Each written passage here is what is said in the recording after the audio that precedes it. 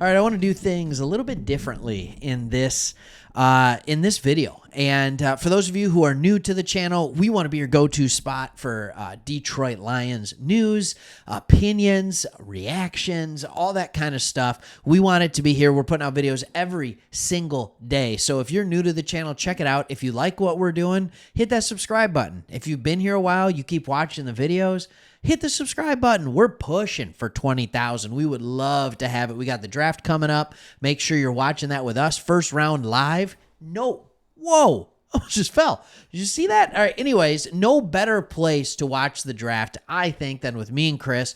And we love hanging out with you. It's kind of like the yearly tradition it's becoming. This is the third year in a row that we'll do this.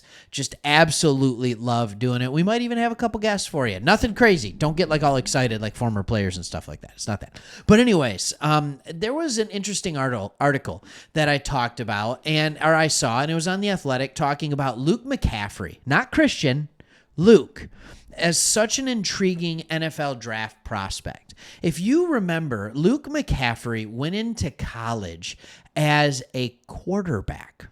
He went as a quarterback, a 5-star quarterback, one that was a dual threat quarterback, good athlete, all that kind of stuff. Well, 2 years ago, he was done with the quarterback situation. He was at Rice at this point after a transfer, and he just switched over to be their best receiver for the last 2 years running. He followed that up by just doing some ridiculous things. Just some ridiculous things in the NFL Combine. All right, so here's what it got me thinking that I thought could be kind of fun for this video. I thought to myself, like, ooh, this is a guy, right, that the Lions could take later on in the draft, right, and we could add another piece to our wide receiver room. He's kind of a do-it-all thing.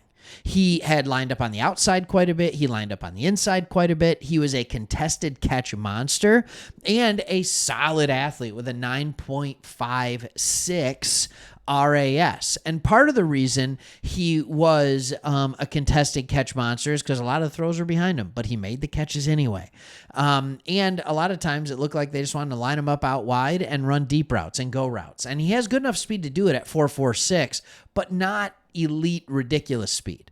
By the way, that 4.46 speed is faster than his brother, Christian McCaffrey. So when you're saying like, oh, I don't know if that's that fast, it's fast. It's plenty fast. But here's what it got me thinking. There is so much talent at wide receiver, and I've talked about how deep of a wide receiver class this is, and I think we all know we'd like to see another wide receiver drafted for this team, the Detroit Lions. We think that's a position that could use some upgrades. So I'm going to go ahead, and we're going to do a mock draft where we're just going to have a little fun, and I'm going to draft a wide receiver in every single round for us. And I'm going to do it because I'm going to have some fun. So we have this. I'll get the draft started, all right? Obviously, we're picking for the Lions. I have this going fast, but not super fast.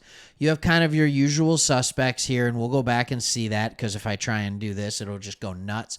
Brian Thomas went there at 18, and then we are not going to see another wide receiver go off so far. So the wide receivers taken by the time it gets to us are Marvin Harrison Jr., Rome Odunze went second, not Neighbors. Neighbors went 7th to the Titans, which does make sense. So you have the top 3 that are off the board that you expect to be off the board. Brian Thomas goes at 18 to the Bengals. That's a very common pick there because T. Higgins is not going to be there long, and why not just get another LSU receiver? All right, just keep loading them up. And that's it. So we come onto the clock at 29, and we have just wide receivers for days. And I would not be upset with Mitchell, McConkey, Coleman, or Pearsall, or Leggett in this situation. I wouldn't. All right. But at the same time, I understand we pick again at 61 and 73. So I am going to go high upside. If he is still available. Now, again, we talk about character. We talk about how much do they want it, all of those kind of things. I'm going to go with the upside of Adonai Mitchell. This is a guy who is 6'4", almost 200 pounds. He's running a 4.3. All right. And he has all the same tools and in some ways more polished tools than Brian Thomas Jr., who went at 18. I think when it's all said and done, Adonai Mitchell has the tools to be as good of a receiver as a Rome Odunze or a Malik Neighbors. I think he absolutely does. So we are going to take him with the 29th pick. And by the way, if we really did this, I wouldn't be that upset with it. Xavier Worthy went right after, by the way. So here we go, and we're on our way. McConkey just went at 44. Roman Wilson. I'm just kind of listing wide receivers as I see them go. I wasn't looking the whole time because for part of it I was talking to you guys. So since our picks, Worthy went right after us. We already have Worthy. His name's Jameson Williams, and so I'm good with not taking him, even though he's a good player. Polk went 34. Leggett went 38. I was kind of hoping he would find a way to make it to us. He did not. McConkey, Coleman, Franklin. Not huge on Franklin, by the way. I think he's Marvin Jones Jr. / DJ Chark, which isn't bad. It's just not what I'm looking for. Roman Wilson at 47, another wide receiver. There are just wide receivers flying off the board, but with our pick at 61, I think we're still going to have plenty. So this is round 2. Pick number 61. All right, so we have, and this is a guy that I'm looking at, and I'm going to keep it. I know we have pick 73 as well. I think there's another guy who's going to make it to that. So if we're sitting here and Ricky Pearsall is still available, this is a guy who put up really good numbers with wonderful quarterback grades. I think a lot of people are starting to realize Ricky Pearsall is Ladd McConkey. He's 6'1", 192 pounds. He's a polished route runner. He is good after the catch. He's projected as a slot receiver, and his slot skill there is as good as anyone could hope, but you could move him and other people around. Jermaine Burton has a lot of questions around him. So I'm just going to go ahead and I'm going to take Ricky Pearsall here at this point in the draft. It allows St. Brown to move around, allows him to move around, and a lot of good things can happen there. And I messed up.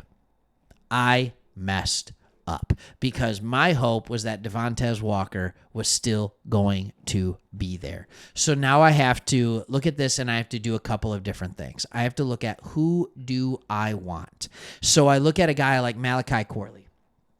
Started the year off hot, has a great grade versus man coverage, and overall a good receiving grade, so it's going to be good against zone 2. He is a running back, okay? He is a running back. He played 2 years at running back at Western Kentucky.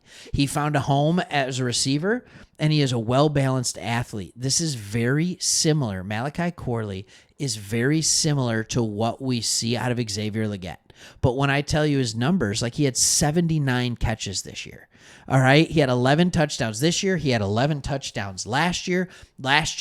In 2 more games, he had 101 catches. This is a guy who just flat out has produced. And he's one of those guys who can be a multiple type weapon.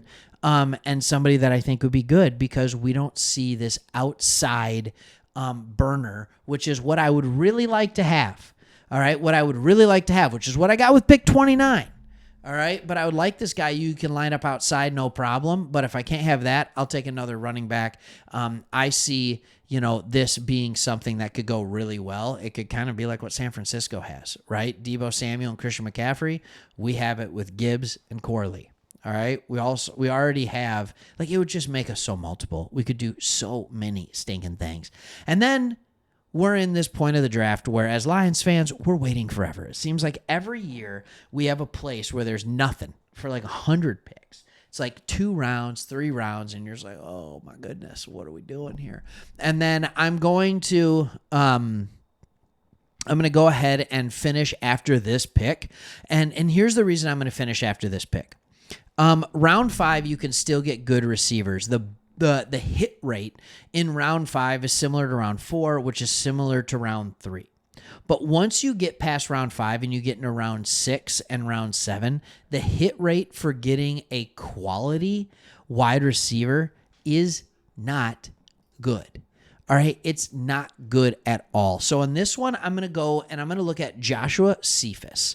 All right, so Joshua Cephas is a kind of player who is honestly a little weird to me. He is this guy who, and I don't know, to be honest with you, I don't know if he is the brother or not of Quintez Cephas, but he's this big guy, and he's not fast. He's not fast at all. And it's interesting to me because I wonder, like, what could he be? So that sounds very much like a Quintez Cephas, but he has some good upside. I don't know. There's some chances there because he was really productive. You look at guys like Gould. There's just not a ton of stuff here. So I think what I'm going to end up going with, and I'm just going to take one more look at Tavion Watt Robinson. I think what I'll end up going with here is just kind of a guy who can give us some return skills. Ladeatrek Griffin, he's a returner by trade. That's who he is. All right. He's got the name Tulu. All right. Tulu Griffin. He was always getting too loose when other teams chose to kick to him in Pee Wee and high school football, and he kept that going. So this is less of a, hey, we're going to draft him. It's early. All right. Hey, we're going to draft him. You know, how do I want to put it, for being just a wide receiver? But this is more of a, we want to take him as a player that can be a kick returner for us in the future, a punt returner for us in the future, because Kylie Freeman isn't getting younger. He only has one more year on his contract. We saw what happened when Donovan Peoples-Jones did it in the meantime. So it might be something that's kind of fun to look at. I am, by the way, if you wanted to wait till pick 201, it's the same stuff. Here's a guy, I've looked at him a little bit, Hayden Hatton. It's very interesting. He is a guy, he's 6'2", 205. And he just flat out put up numbers. He had 93 catches this past year, 83 the year before. And I understand that he's playing at Idaho. All right. I understand that he's playing at Idaho, and that is like, well, of course he's going to put up some good numbers at Idaho. All right. He's just not fast. He has good size. There's certain things that he can do. I will agree with that. His contested catch rate wasn't great, but he found ways to get open. So there's a guy even later that maybe you take a look at, but that's why it doesn't have a high hit rate in the 6th or 7th round, because now you're getting guys who have size, but they're slow. You have guys who are quick, but they're really small. Like, and maybe not polished route runners. Like, that's what happens. Wide receivers really get eaten up. So kind of what I hope that we learn from this exercise would be, you have a lot of wide receivers, but after the 4th round, they get really thin. Really 3rd round, they get thin. And so we have those first 3 picks. Don't be surprised if one of those picks in the top 73, you see a wide receiver taken and a tackle. We have a very deep tackle and wide receiver class, and who knows, maybe I'll be back at it later, taking a tackle in every round. Why not? Could be fun. All right, thanks so much for watching. Hope you liked it. Hopefully, we'll see you on draft day. See ya.